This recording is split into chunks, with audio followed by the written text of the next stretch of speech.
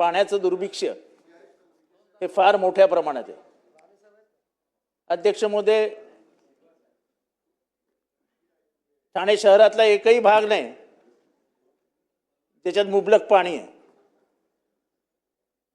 प्रत्येक विभाग दुसऱ्या विभागाकडे संशयाने बघतो। ते आमचे मित्र सुनील प्रभू म्हणाले ही गोष्ट एकदम खरी आहे की एका विभागाला खुश करायचं, दुसरा विभाग नाखुश, त्या विभागाला खुश करायचं, तिसरा विभाग नाखुश। अध्यक्ष महोदय, गेले अनेक वर्ष ठाणे महानगरपालिकेत ज्यांची सत्ता आहे त्यांच्याकडून अपेक्षा होती की ते धरण बांधतील, पण अध्यक्ष महोदय कुठल्याही प्रकारची योजना न आखल्यामुळे आज ठाण्यामध्ये प्रचंड पाणी टंचाई आहे। घोडबंदर रोडला प्रत्येक सोसायटीला 10 ते 12 लाख रुपये दर महिन्याला टँकरचा खर्च येतोय। हे पाण्याचं दुर्भिक्ष्य आहे, पाण्याच्या टँकर लॉबीमुळे होतंय का हे कळायला काही मार्ग नाही। अध्यक्ष महोदय, माझ्या मतदारसंघातील कळवा आणि मुंब्रा या भागामध्ये गेले अनेक वर्ष पाण्याचं दुर्भिक्ष्य आहे। तत्कालीन मुख्यमंत्री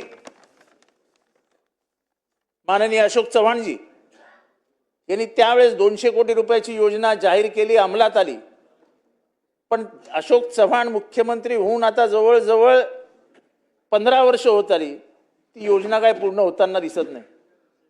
अध्यक्ष महोदय, पाण्याच्या टाक्या बांधल्या जात नाहीयेत। अध्यक्ष महोदय, इथे आश्वासन देण्यात आलं की या योजना त्वरित पूर्ण केल्या जातील, पण विधानसभेमध्ये देणाऱ्या आश्वासनांची काही किंमत राहिलेली नाही अशी परिस्थिती निर्माण झालेली आहे। विधानसभेत आश्वासनं द्यायची, ती पूर्ण नाही झाली तरी काही फरक पडत नाही। अध्यक्ष महोदय, प्रत्येक ठिकाणी हीच परिस्थिती आहे ठाण्यामध्ये। अध्यक्ष महोदय, घोडबंदर रोडचा ट्रॅफिक, मुंब्र्याचा ट्रॅफिक, कळव्याचा ट्रॅफिक आणि एकंदर शहरातला ट्रॅफिक याचा विचार केला तर पुढच्या येणाऱ्या काळामध्ये काय वाढून ठेवलंय हेच कळत नाही। नवीन DCPR मध्ये जो काय FSI देण्यात आलेला आहे त्याच्यातनं निर्माण होणाऱ्या बिल्डिंगी, त्याच्यातनं वाढणारी लोकसंख्या आणि अस्तित्वात असलेले रस्ते याचा जर विचार केला तर याच्यावर काहीतरी तोडगा निघेल असं मला तरी या क्षणाला शक्य वाटत नाही। अध्यक्ष महोदय, प्रत्येक शहराची गरज ही सर्व्हिस रोड असते, पण घोडबंदर रोडचे सर्व्हिस रोडच गाळ झालेत, म्हणजे पळवलेत MMRDने। म्हणजे एकीकडे मेट्रो मोनो चालू असताना दुसरीकडे त्याचे जे स्टेशन आहेत, त्याचे जे पिलर्स आहेत, ते पिलर्सच मुळात त्या सर्व्हिस रोडवर उतरवलेत। त्यामुळे अध्यक्ष महोदय, हायकोर्टामध्ये केस गेली, हायकोर्टाने विचारलं तुम्ही झोपले आहात का? 22 लोक घोडबंदर रोडवरती गेल्या वर्षभरात मरण पावले ट्रॅफिकमुळे। अध्यक्ष महोदय, असाच गंभीर प्रश्न मुंब्र्यामध्ये उभा राहिला आहे। मुंब्र्यामधल्या हॉकर्सचा प्रश्न, सगळे प्रश्न सोडवत आम्ही हॉकर्सच्या प्रश्नाकडे आलो। हॉकर्सनी अर्धा रस्ता व्यापलाय।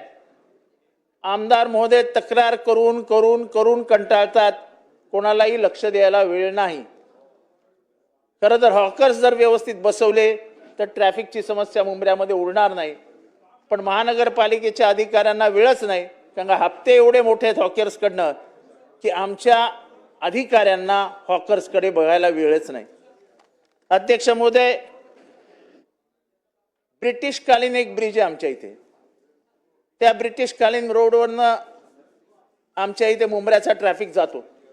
अध्यक्ष महोदय, दोन्ही बाजूला हा ब्रिज वाढवावा याला रेल्वेने पण मंजुरी दिलेली आहे, पण महानगरपालिकेकडे खर्च करायला, इतर ठिकाणी खर्च करायला करोडो रुपये, हा ब्रिज बांधायला पैसा नाही। आणि त्यामुळे अध्यक्ष महोदय, मी इथे मागणी करतो की माननीय उपमुख्यमंत्री आणि तेव्हाचे मुख्यमंत्री हे ठाण्यातले होते, त्यांनी जर त्या ब्रिजकडे लक्ष दिलं आणि तो ब्रिज बांधून घेतला तर मला वाटतं की ही समस्या सुटू शकेल। अध्यक्ष महोदय, पर्यायी रस्ते देणं ही काळाची गरज आहे। आज कळव्यामधला रस्ता, कळव्यामधला ट्रॅफिक साफ करत असताना कळव्यामध्ये अध्यक्ष महोदय पॅरेलल रोड देणं ही गरज असताना त्याकडे लक्ष दिलं जात नाहीये। जो ब्रिज आम्ही सागर साहेब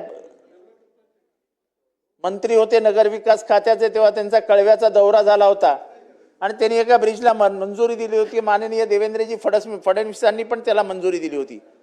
दौरा झाला, त्याला मान्यता मिळाली, तो ब्रिज आहे तसा आहे.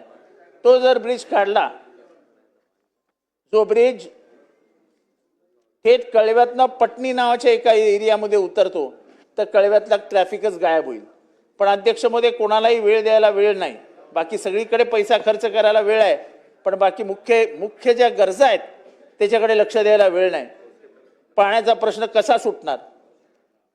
इथे बोललो तर मग सत्ताधारी आमदारांना, सत्ताधारी मंत्र्यांना राग येतो. अध्यक्ष महोदय, ठाण्याला भीक मागावे लागते अशी परिस्थिती आहे पाण्यासाठी. कधी आम्ही स्टेमकडे जातो, कधी इरिगेशन कडे जातो, वेगवेगळ्या डिपार्टमेंटसाठी जातो. पण 2002 साली आणलेलं शाही धरण पूर्ण करायला आम्ही नाकार दिला राजकीय कारणासाठी. आज आमच्याकडे स्वतःचं धरण नाही आणि शाही धरण बांधायला घेतलं तर आज शाही धरणाची किंमत 2800 कोटी रुपयावरती गेलेली आहे. अध्यक्ष महोदय, जर ह्या समस्यांकडे जर गांभीर्याने लक्ष दिलं नाही तर पुढच्या काळामध्ये पाण्यावरनं मारामाऱ्या होतील, रक्त सांडलं जाईल, अशी परिस्थिती शहरामध्ये निर्माण झाली आहे.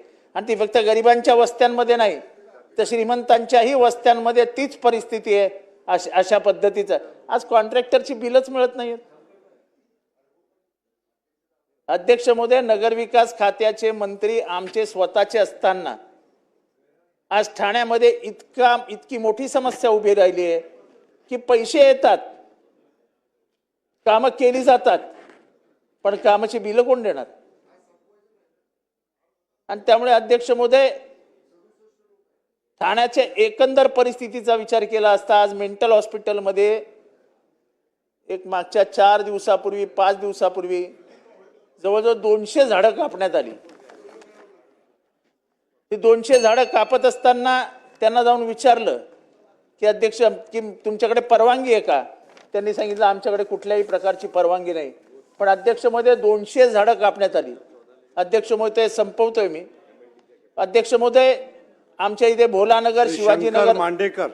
अध्यक्ष महोदय, शेवटचा मुद्दा आहे. अध्यक्ष महोदय, माझ्याकडे भोलानगर शिवाजीनगर नावाचा भाग आहे, त्याच्यावरनं उन्नत रेल्वे जाते. लवकर कन्क्लूड करा. एकच मुद्दा आहे. 3500 झोपड्या त्याच्यामध्ये अफेक्ट होणार आहेत. मला माननीय मुख्यमंत्री देवेंद्रजी फडणवीस यांनी शब्द दिला होता की आपण याच्यावरती तोडगा काढू. अध्यक्ष महोदय, आम्ही सांगतो एवढंच आहे की एवढे मोठ्या जागा, सरकारी जागा तिथे उपलब्ध आहेत की त्या जागीच त्या लोकांचा तिथे त्यांना विस्थापित होऊ देऊ नका, त्यांना तिथे स्थापित करा. अध्यक्ष महोदय, याच्यात सर्वात कळीचा मुद्दा हा आहे की सगळं धुणे भांडी काम करणारी लोक तिथे राहतात आणि त्याच्यामुळे जर त्यांना तिथेच दिलं नाही तर परत एकदा ते झोपड्या नवीन बांधतील आणि त्यांचं परत तेच